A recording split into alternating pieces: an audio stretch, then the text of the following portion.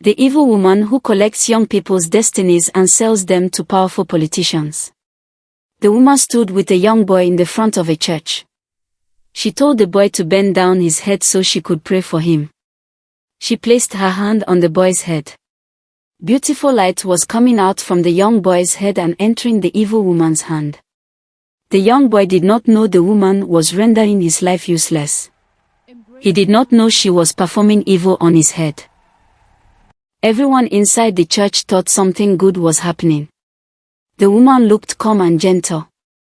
Her face was peaceful, like someone who truly loved God.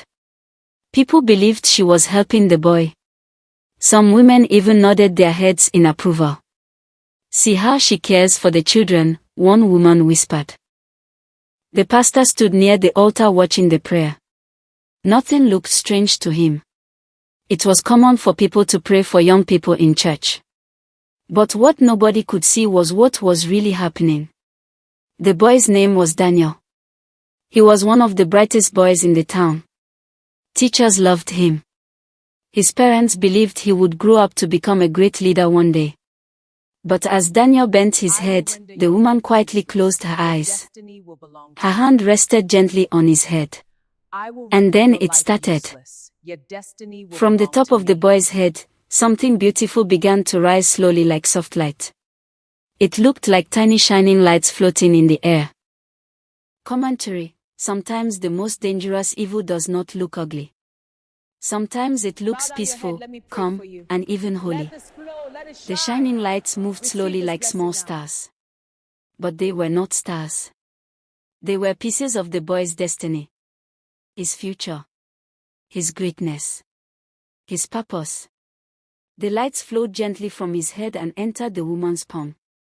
The woman's lips moved softly as if she was praying.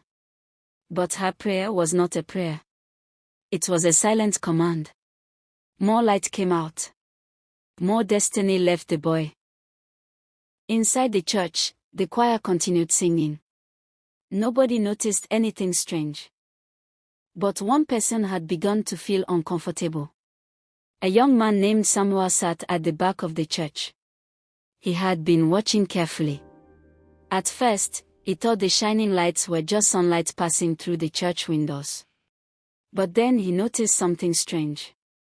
The light was not coming from outside. It was coming from the boy's head. 𝗵𝗲 leaned forward slowly. His heart started beating faster. "What is that?" he whispered to himself. The woman suddenly opened her eyes. For a brief second, her eyes looked different. Cold. Sharp. Dangerous. As Daniel walked back to his seat, 𝗵𝗲 kept watching the woman. Something about her did not feel right.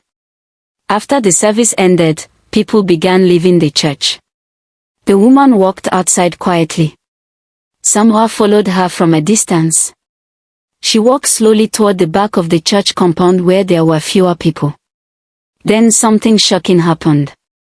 A black car drove into the compound and stopped near her. Two powerful-looking men stepped out. Men who looked like politicians. Expensive suits. Dark glasses. Serious faces. They greeted the woman with respect.